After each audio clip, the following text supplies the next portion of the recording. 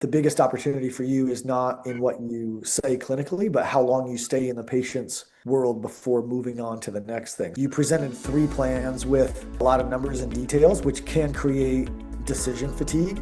Instead, you could lead more directly. You can still have 3 plans, but maybe leading more directly with your best recommendation and then position the others as fallback options if needed. So like, hey, the good news though is I know the problem. I know I can help. I built a specific care plan for you to get you the best and fastest results because that's what most people want, right? You agree? Yeah. But I did go ahead and put a couple other fallback options if we need them, and we can talk about those later, right? So people like to do what most people do.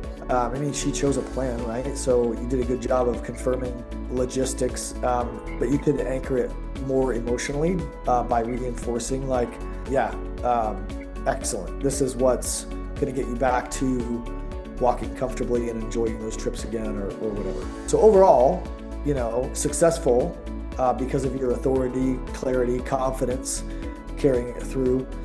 The biggest opportunity for you is not in what you say clinically, but how long you stay in the patient's world before moving on to the next thing. So if you slow down in some of those areas on day 1 and ask other probing questions, that'll deepen the emotional impact.